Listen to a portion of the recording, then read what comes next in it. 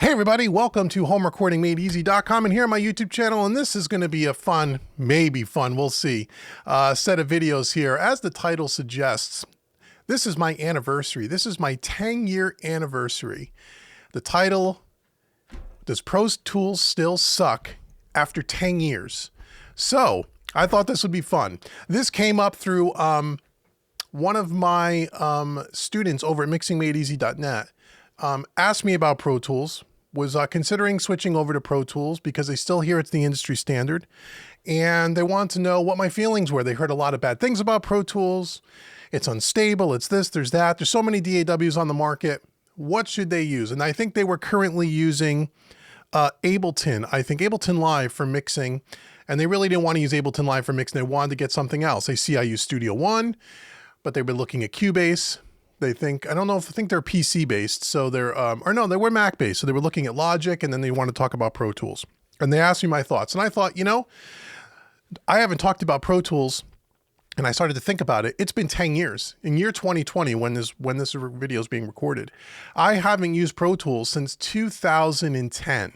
The end of 2010. It was right around the beginning of 2011. The last time that I really tried Pro Tools was on Pro Tools 10, which came out in the beginning of 2011. I just dabbled in it then and I was just completely gone by that point.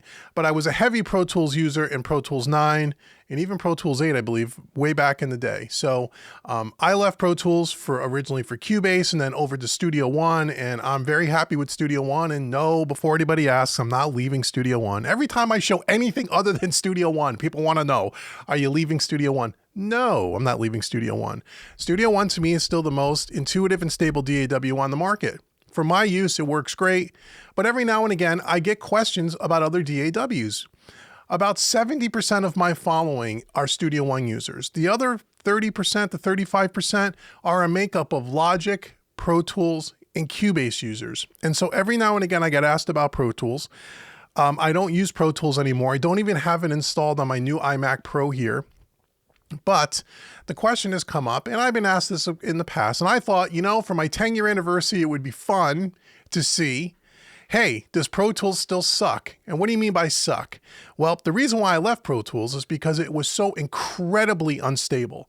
And that's the big beef with Pro Tools. Right up through the beginning of Pro Tools 10, back in 2009 or early 2010, when Pro Tools 10 came out, or excuse me, 2010, beginning of 2011, Pro Tools was incredibly unstable. And since that time, computing power has almost quadrupled in, you know, the performance of computers and so on and so forth. Now, back in the day when I was running Pro Tools 9 and even just started with Pro Tools 10 before I ditched it, I was running at that time a 2010 Mac Pro, the old cheese grater, the old tower. At that time, I was running a quad-core processor with, I believe, 64 gigs of RAM in it. At that time, that was kind of the state-of-the-art computer for a Mac. That's what it was. Prior to that, I was using PC and Windows, and I ditched that because PC is a nightmare for recording. At least it was back then. And so at the time, I was using a very high-end machine. It was a $3,000 computer back then. Today, a Mac Pro is $6,000, but back then, it was a high-end computer. It's what most studios we're using with Pro Tools, the Mac Pro Tower. That's what most people were using. So my computer itself and the specs of my computer wasn't the reason why Pro Tools didn't work well. Pro Tools would crash on me all the time. It didn't matter if I had one track recording or if I was recording 5 tracks simultaneously. It didn't matter what the buffer settings were. There were all kinds of latency. It didn't matter if I was mixing a song and I had 2 tracks or I had 100 tracks. Always a problem. Now, I was running the native version, not the HD version. The HD version was much more expensive with the hardware. I wasn't running that. I was running native. And most people in the home studio environment aren't into the hardware in the HD system. I don't even know if they offer that anymore. They want to run a native version, just like Studio One or Cubase or Logic. You want to be able to install it on your local computer. You don't want any extra hardware, and you want to know, does it run? We're going to find out. So I thought it would be fun, and that's why I left Pro Tools to go to Cubase and eventually Studio One. But I thought it might be fun for my 10-year anniversary of not being with Pro Tools to try to go out to Avid's website and download their free version, which they call Pro Tools First, is what they call it. That's their light version, their free version of Pro Tools. Nothing to buy because I'm not buying Pro Tools for this experience. I have no desire to go back to Pro Tools.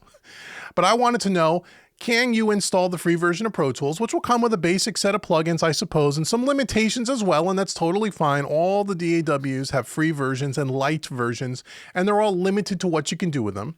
But I thought, let's try this. We'll download the free version. We'll get it installed. Can we get it installed on my brand new iMac Pro? And I'll show you the specs in a second. And that'll be this video. Can we do that with any hassle? That's the first thing we want to try. Is it any better? Then the next video, we'll take a look at, can we set up a session? Can we set up our audio interface? Can we import some audio files? And eventually, can we mix a song, a small session with stock plugins without having all the nightmares that we used to have and what I used to have with Pro Tools? And again, buffer setting crashes, computer crashes, a nightmare. Is it any better today in 2020 than it was back in 2010? I have no clue. So we're going to find out, and this should be fun. Or maybe it's going to be incredibly frustrating. We won't even get past video number 1. Let's see. So what I've done is I'm going to go out here. We're going to go right from the beginning, and you're going to see the whole thing. So even if you're not a Pro Tools user, even if you have no desire to ever use Pro Tools, and you just clicked on this video because you saw the title, and you're one of my Studio One followers, hang out for a bit. Watch the video. It helps me out, and I think it'll be a little fun experiment. Let's see if Pro Tools still sucks or not. All right, let's go. Now, Pro Tools, is it still the industry standard in the music business? Unfortunately, it still is the industry standard, but that title really holds a lot less weight today than it did 10 years ago. Trust me. More and more people are moving away from Pro Tools. But if you're still in the music business and you work in Nashville or in LA and you're working in the commercial music industry, I know because I have lots of friends that do this. Pro Tools is still the preferred DAW of choice. So if you're going to work in the music business and you're going to work with other producers and engineers and musicians and stuff that do this for a living, most of them still use Pro Tools. So if you're going to be in that bucket of people in that world, you would want to learn how to use Pro Tools. At the very least, to use it when you need it, and then you can use another DAW as your favorites. But anyway, so let's go out to Avid's website here. So here we are on Avid's website. Now again, I just pulled up avid.com. I have no idea what to do from here. We're going to do this together. So here's Avid's website. We're going to come over, let's see, all products. I know they have paid versions, they have subscriptions, and people get all upset about that. And that's told me to turn on the brightness of my monitor a little bit here so you don't see me completely washed out. These heavy duty white screens. Okay. So we could look at in another video, the different pricing structures and stuff, but let's just see if we could get the damn thing installed. So here we are by products. We're going to filter it by DAW. Okay. And here's all the different ones. Okay. Cloud plan. Oh, they can do stuff on the cloud. Premium plans. Great. Okay. Pro Tools first. Started creating music with a free version of Pro Tools. Wonderful. Let's click on that. Okay, and then you can read all about this stuff. So you can have Pro Tools, which is free, and then you can upgrade to monthly or yearly subscriptions of Pro Tools, which we're not going to do. You can compare the versions, which we're not going to do, at least not in this video. I just want to download this. Can we download Pro Tools first for free? Okay, let me just increase this so I can read this darn thing. Get your step 1 of 3. Create or sign into your account, an Avid Master account. I think I have an old Master account from way back when. Let's see, make sure your computer meets the minimum requirements. This will be interesting. Before you begin Pro Tools, first, it's not yet supported for Catalina. So right out of the box, that's a problem. Now, Catalina's been out for Mac now 6 months, 5 months. It's been out a while. It's been out since I think the fall of 2019. It's now middle of May 2020. So let's say November, December, January, February, March, April, May, 7 months, and your thing is still not compatible. All the other DAWs are compatible. Strike one if you're a Mac user. Now I'm not running that. I'm running Mojave. I don't have the latest version in my studio down here. So, but Studio One, Cubase, Logic, obviously, if you're a Mac user, Ableton, all run on Catalina as of the recording of this video. So we're not off to a good start. So if you're a Catalina user, you can't use Pro Tools 7 months after it's been released. Okay. Let's create an account. I'll just do a brand new account. So what I'm going to do here is I'm going to create an account here, do all my confirmation, sign in, and then I'll be right back and we'll see if we can download this. So we're back here. Just before I finish the account, I wanted to show you that you have to have an iLok to use Pro Tools, even the free version. A lot of DAWs, you don't have to use it. Studio One, you don't need to use it. Cubase, you still need to use their proprietary iLok or something like an iLok. Logic, obviously, you don't need it. Ableton, you don't need it. I don't know about Reaper or any of those, but Pro Tools, you need an iLok. Now that upsets some people, iLoks don't bother me. I've been using them forever. A lot of my plugins are on iLoks. If you want to take your Pro Tools with you, you have to have some kind of an iLok if you're mobile. Or you can use, they have a cloud version apparently, so that might be kind of cool where you don't need an iLok. But just to let you know, you need an iLok or you got to use the cloud version. So let me finish setting up the account and I'll come right back. We're back here. So it was a three-step process. You have to give Avid access to authorize your iLok. So you would put your iLok username and password, hit allow access, and it just kind of does it automatically, painless. And then we get a confirmation email. So here is download and install Pro Tools first, Mac and Windows version. Seems like they have some tutorials and tips and tricks. They have a support community and your Avid account, blah, blah, blah. Pretty standard. Let's download 2.5 gigabytes of the Mac. And let's see how long it takes. It shouldn't take long. I have a pretty fast internet connection. Now, while we're doing that, let's take a look at the specs of this computer because I want to make sure that people understand the computer. This computer is not going to be the reason if there's any problems with Pro Tools. Okay, so we have a 2017 iMac Pro, a 3.2 gigahertz processor. This is a 6-core processor with 64 gigs of RAM, okay? That's what this is, running Mojave. Now remember, you can't run Catalina as of the recording of this video. As far as storage go, I have a 2 terabyte SSD drive. That's all you really need to know. Although I would always suggest that with any DAW, you run your recording sessions or your mixing sessions on a different drive than the OS drive, where you're going to have the application. So I have a 2 terabyte, it says hard drive, but it's an SSD, flash storage, okay? So there we go. So that's the computer. We're not going to have a problem here. Okay. It looks like we got about 7 seconds left, and then we're going to install this. We're going to see how's the installation process. Because I remember back in the day, even getting it installed was a big pain. I remember Pro Tools was a difficult challenge from soup to nuts when I used to use it. Let's see if it's any different. So here we go. Here's the download file. And I would assume Windows would be the same. Let's see what it does.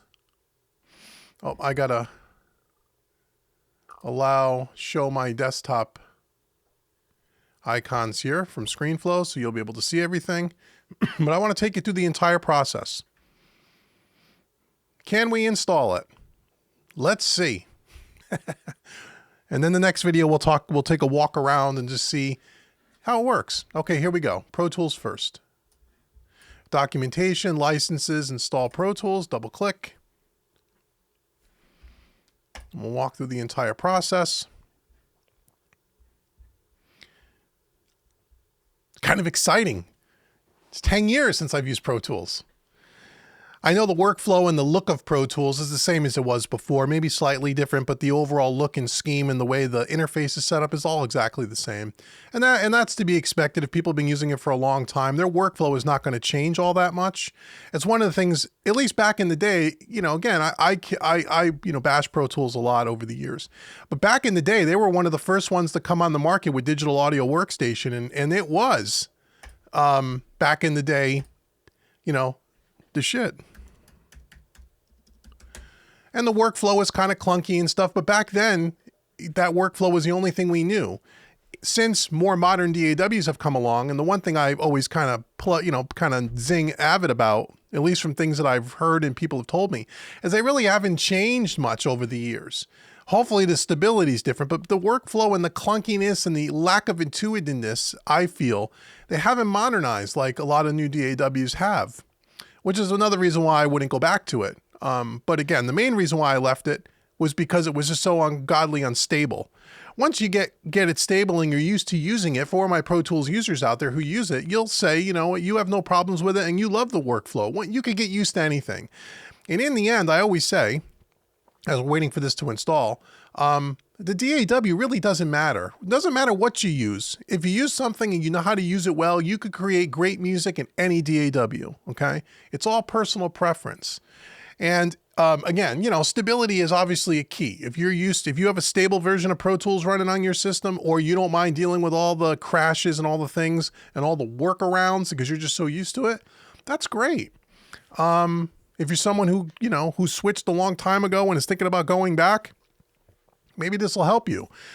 For me, even if it's the most stable DAW in the world now, I wouldn't go back because I'm just so into Studio One. I love Studio One. I love the way it works. If Studio One ever, you know, I don't know, got to the point where it just wasn't as good as what else was on, you know, where else would I go to if I wasn't using Studio One? I would tell people probably Cubase. Cubase is very Studio One-esque, and I used to use Cubase before Studio One. That was another very stable DAW for me personally on a Mac and on a PC. And so I would say go there. And then, you know, outside of that, if you're a hardcore Mac user, you could always get Logic. Logic I know is great as well. I use Logic a little bit, not too much. Great as well. But I can't imagine leaving Studio One permanently. I just can't imagine that. Okay, so we're having a little bit of a hold up here. Let's see what's going on. Maybe it's just, again, it's trying to install all the plugins. I don't know.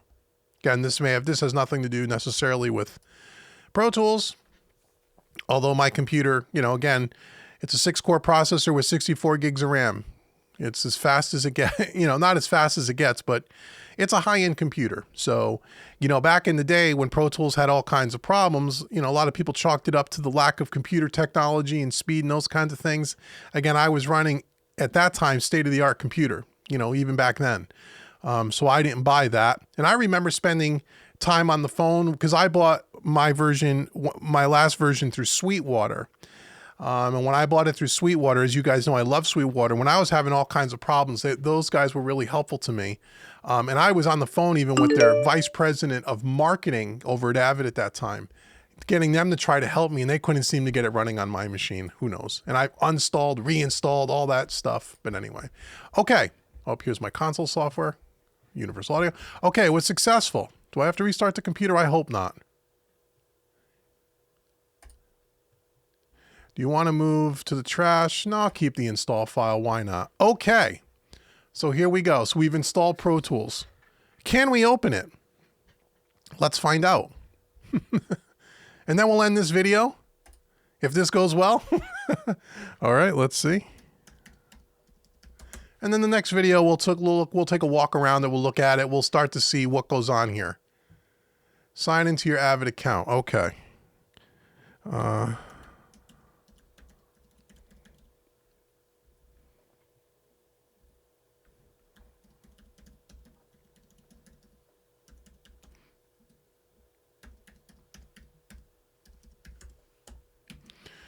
Keep me signed in. Okay, so do you have to sign in all the time? I don't know. We'll find out. Hopefully not. Hopefully just the first time. Although the new Universal Audio Luna recording system, you have to sign in every time, which is ridiculous. But this may just be the first setup. Let's see. Signing into my Avid account is what it's saying.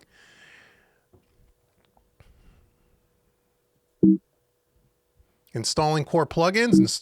Let's see. Audio input for Pro Tools is disabled. The following alert, which says Pro Tools would like to access the microphone, you must click OK in order to enable. Okay, that's fair. Yes, let's give him access. That's a Mac OS thing, and that's totally cool. Scanning the plugins. Now, again, I don't know what plugins this comes with versus the paid version. I'm sure it's a very stripped down version, but what we're going to do if we get that far, when we go to mix a small session, we're just going to use the stock EQ, a couple of stock compressors. That's it. We're not going to try to install third-party plugins because they run a special format called the, what's it called? AAX or AXX? No, AAX plugins format, which means I would have to go out to all my third-party plugin companies and download the Pro Tools versions, compatible versions. I'm not going to do that. So we're just going to use stock plugins. That's it. You know, they should give you, at the very least, a set of stock plugins, you know, compressors, EQs, basic things like every DAW would. Again, it may give you a limited bundle of them, which is totally fine. It is the free version, by the way. You're going to have a limited track count, I would imagine, if you were going to record. Again, go out to the Avid website if you're interested in that information to see what it is as of the recording of this video. But that could be subject to change at any time. Same thing with pricing. But anyhow, you know, you'll get a limited track count, which is totally fine. We're gonna probably import something that's no more than 30 tracks as far as mixing, if we can get 30 or 24. A small session. Let's see, what's this? S-Gear. Okay, this is Slate stuff. I'm not going to try to do that. Because I think the Slate stuff, when you install the Slate plugins, it automatically has the Pro Tools versions on there, which is fine, but we're not going to use them. So I may have some plugins where the AAX versions are already part of the bundle when I downloaded it, but we're not going to use them. So just the boot up here for the first time is really slow, but I wouldn't say this is Avid's Pro Tools fault. They're scanning all my plugins, and I have a lot of plugins that I'm saying don't activate the AAX versions of it. So I should probably clean out some of my plugins on my system that I haven't used in a long time. So this is something that's not their fault. So we'll just keep hitting quit. Oh, these are all the SSL native plugins that I have their bundle, and I don't want to activate all that stuff. So it's going through all their plugins. Hopefully we don't have to do this with too many other companies. If so, I'll pause the video and come back once this thing boots up. But I wanted to show you the actual first time booting it up, just to see what kind of issues do we have, if any. Still scanning all the plugins. And again, they'll probably be, I'm sure they're going to give you some VSTs with Pro Tools. We'll take a look at those. We won't use them just so you can see it. But again, it'll be limited. That's fine. I don't know if it comes with loop libraries and samples and all that. I'm just not close enough to this stuff anymore with Avid. But I think we'll get enough. We should be able to get enough to be able to mix a track and even do some basic recording. Should be able to do that. Every light or free version of a DAW, you're going to have a lot of limitations. You know, a lot of people knock the Studio One, the Prime version, which is free, because you can't use MP3, you can't use third-party plugins. Well, you got to pay for that. That you shouldn't expect a company to do that. You know, you know, it's really just to get your feet wet, get you started, get the basics down. You should be able to. You shouldn't expect for a free piece of software to have all that compatibility. Okay, so I tell people that all the time. If you're a Studio One user, what's this? Waves 11 preferences. I don't know. Oh, that's the my Waves plugins. Okay, that's fine. Rescan, enable single click. Don't ask again. Okay, again, it's scanning my Waves plugins. There may be some old ones with the old Pro Tools AX versions on here. I don't know. Non-responsive. Let's see. Hopefully it won't crash the install. Oh, come on. Don't ask this again. Rescan all plugins. Enable single click entry. What is this?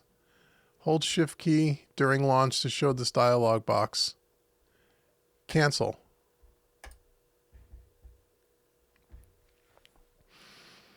Oh, these are old Waves 9.9 plugins. That's why.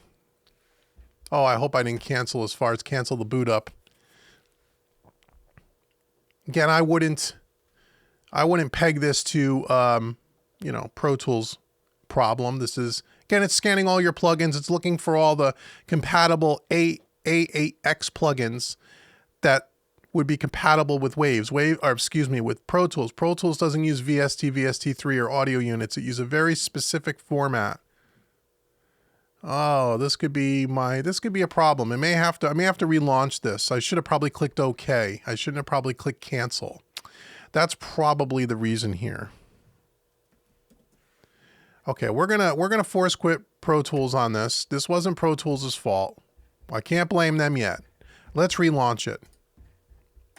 We've got to be fair now, right? We're going to be fair and balanced here at Home Recording Made Easy. We're not gonna just say, oh, you can't even launch the program. It wasn't their fault. They're scanning some of my plugins that have nothing to do with Pro Tools. And so let's see how this works. Let's be fair and balanced.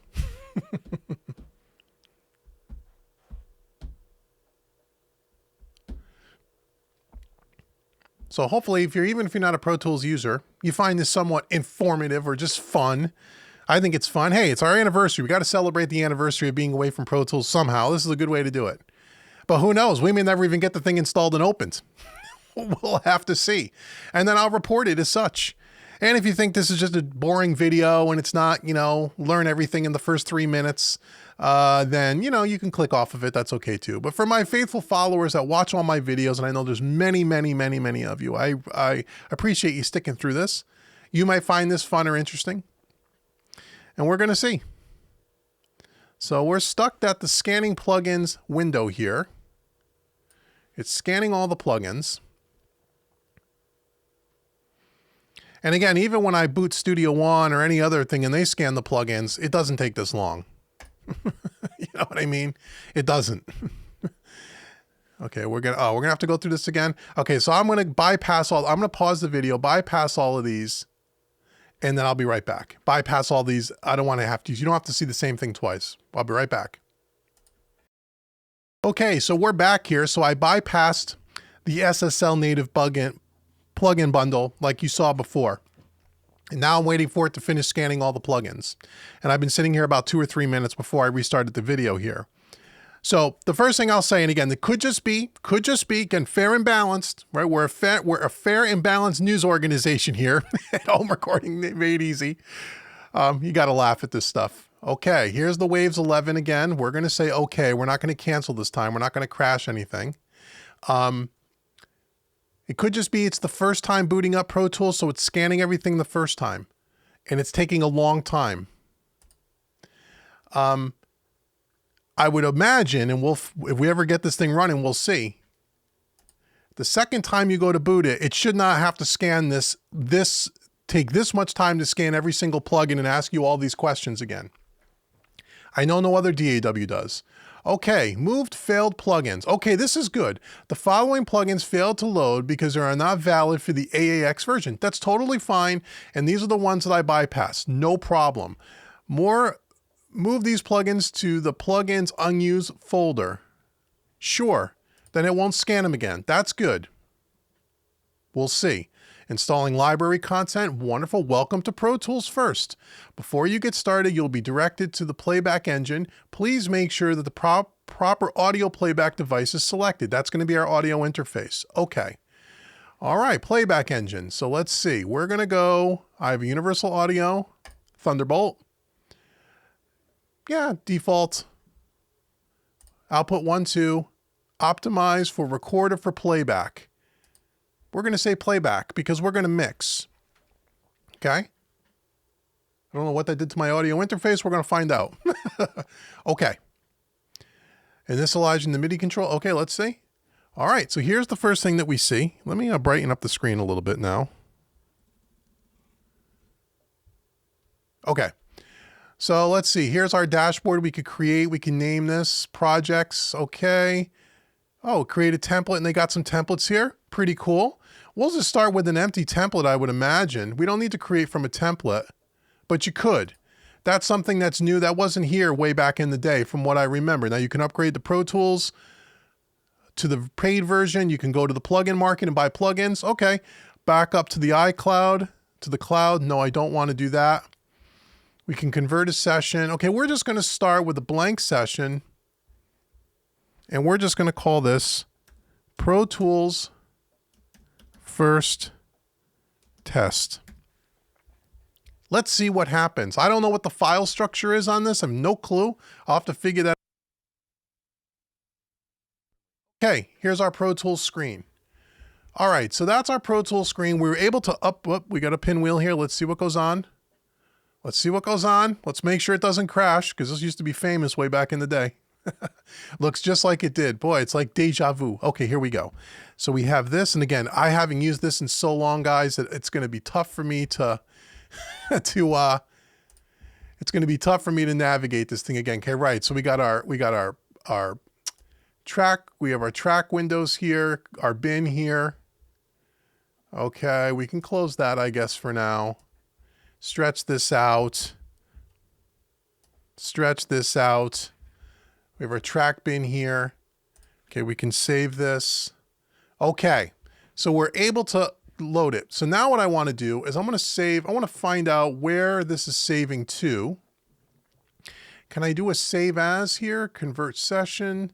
It's already saved, set collaboration import. Okay, I don't want to do that. Oh, you got to sign in now. Don't want to do that. Okay, let me, if I were to just close this, let's just see what happens. Last thing we're going to do in this video, I just want to relaunch the session because I just want to see, how's the plugin loading going to be? And then we'll end this video and we'll go on to the next video in this series. Now I got to find where in the world did they load this. I have no idea where this would have been loaded to. Where would Pro Tools be? Oh, you know what I can do? I can just open up Pro Tools again. Pro Tools first. Let's just see if it rescans how long it takes to load this time again. We'll save this in my dock as well. Keep in dock, okay. Okay, it's scanning the plugins again. Now, hopefully it doesn't make you walk through all of that again because I supposedly moved them to the unused folder, so it shouldn't ask me about all that again. So I can already tell you right out of the gate, this takes at least twice as long as Studio One does. Studio One scans the plugins every single time, zip, done. Same thing with Cubase. So this already is something that, you know, a little bit of a drag. And again, I'm trying to think of this also too, not from someone who's used Pro Tools in the past or someone who's experienced in a DAW. If you're loading Pro Tools first, if you're downloading a free piece of software, whether it's Studio One, whether it's Cubase LE, whether it's any one of these free ones, you are probably a beginner to digital audio workstations and digital recording in general. And you need something that's easy and quick with the least amount of frustration possible. That's important. And I say that for any company's DAW. This right here would drive a new person crazy. You know, this should not take this long to scan the plugins, especially that it already scanned it the first time. It already moved the ones that we're not using over.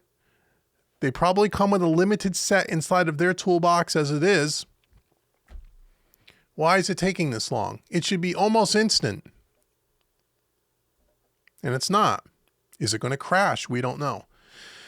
So, two things so far I found out in this video about Pro Tools first I don't like. Number one, if you're a Mac user and you use Catalina, you're screwed. So if you bought a brand new Mac that only has Catalina on it, you can't use Pro Tools.